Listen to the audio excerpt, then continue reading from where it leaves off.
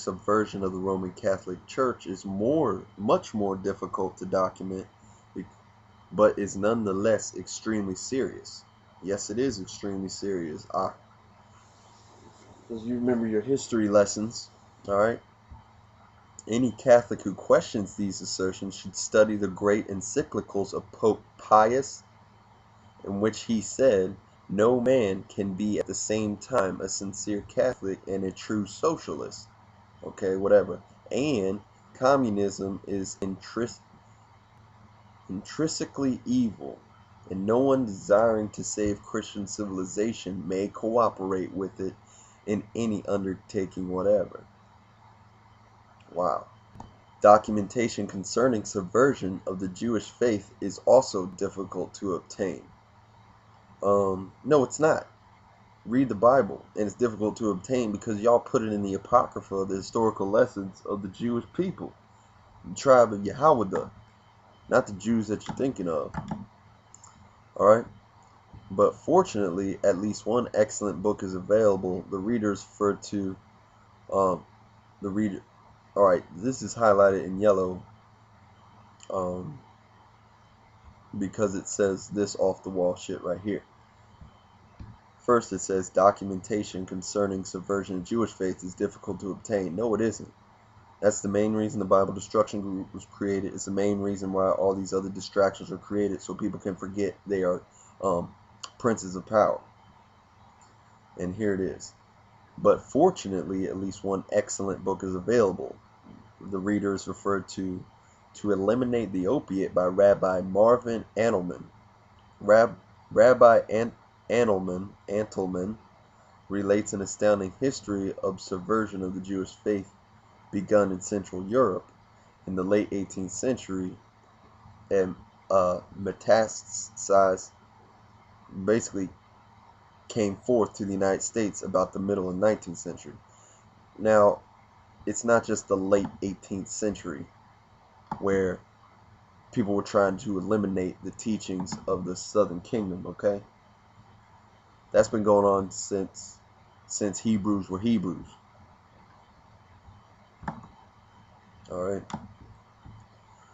The subversion of Judaism was carried out by a satanically inspired cult of nominal Jews known as the Frankists, headed by one Jacob Frank. This cult professed to believe that salvation could be obtained either through purity or through sin. Alright?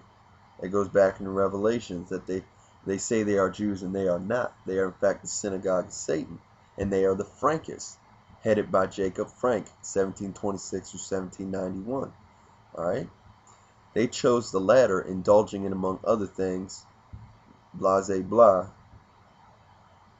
The Frankists were admonished to appear to be other than what they really were, some pretending to become Christians and other Muslims, but the great majority pretended to be religious Jews. Carried out by a satanically inspired cult of nominal Jews known as the Frankists, 1726 to 1791. They chose the latter, indulging in, among other things, the Frankists were admonished to appear to be other than what they really were, some pretending to become Christians and other Muslims, but the great majority pretended to be religious Jews. Back again to Revelations 2 and 9. You know, the history lesson is right here.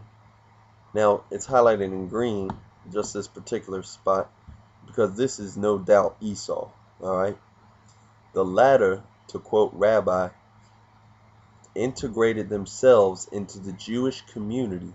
Despite the fact that they were all outwardly religious, they still cherished as their goal the annihilation of every religion and positive system of belief.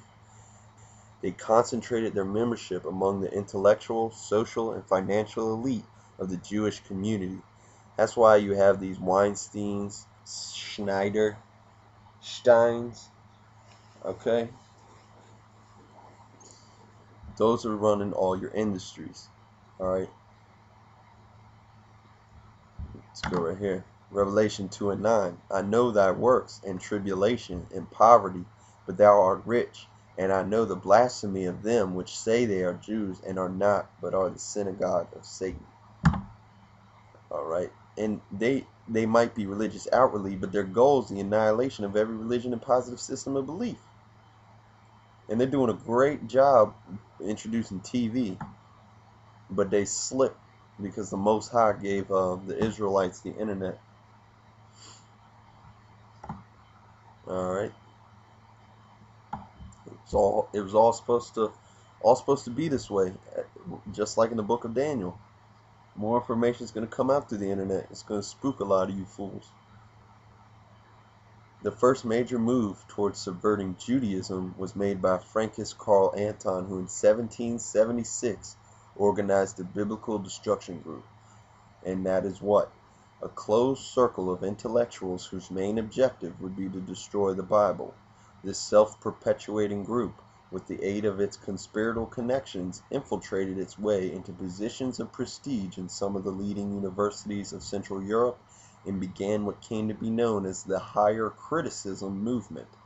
Stripped of its intellectual pretensions, the Higher Criticism movement has been nothing but a long-term chipping away, little by little, at the integrity of the Bible as the inspired Word of God, leading literally to millions of both Jews and Christians to adopt or inherit a skeptical attitude toward the Bible. Its results have been devastating to Western civilization. And yes, it has. Because you start talking about the Bible, people freak out. They want to sit down and be at peace and feel comforted by their Lord. They rather speculate of why someone's speaking it. Because I'm not in a robe or I'm not in a church. You know, these devils, man. In the early 19th century, the conspiracy, because we're focusing on how conspiracies got started. In the early 19th century, the conspiracy in the form of the League of the Just, later known as the League of Communists, building upon the success of their biblical destruction group, further subverted Judaism by splitting it into three parts: Reform, Conservative, and Orthodox. Both of the new branches of Judaism set up by the conspiracy, Reform and Conservative, were based upon the idea so assiduously developed by the biblical destruction group that the Torah was not the inspired word of God, but only the writings of fallible men. And that goes back to that Mason video. He was saying that not only the scriptures, but other writings of men would be accepted in their Masonic lodges. All right, so you know they're definitely in cahoots, and you know that they're definitely connected to the same people who tried to destroy the scriptures. All right. Now, this word Judaism came from Edomites anyway, pretending to be Jews, when Amalekites pretending to be Jews, when John Hyrcanus actually had mercy on some of these devils, and then they started practicing the ways of the Hebrews, and then they turned out to just be some devil again, and they turned into these folks. Jews, those who say they are Jews and they are not, they love the annihilation of the Bible, and man, it's just backwards, man. The Reform group, in addition, made radical changes in ceremony and ritual, while the conservative branch adhered to the traditional in this respect. Those Jews who remained true to the faith of their fathers were branded as Orthodox, which was given the connotation of backward, unprogressive, or reactionary. So divisions constantly, man. You will see divisions constantly in this devil system. Alright? And it cannot stand if it's divided like that. And one little small note at the end of this article. This group, the Francis Biblical Destruction Group, judging by its fruits, was formed for the long-range purpose of aiding in the subversion of both Judaism and Protestant Christianity. Alright, first of all, this is a devil Judaism. It's not actually the law, Thara'ah. Alright, and Protestant Christianity, which only Hebrews can be called Christians. Alright, if you go back to Antioch, initiated 200 years ago, this sinister project is still bearing its evil fruit today. Thus we can see how far-reaching and deeply laid are the plans and schemes of the master conspiracy. And who continues that legacy? Well, part of that legacy is done by these master masons. All right? They subvert the word of the Most High.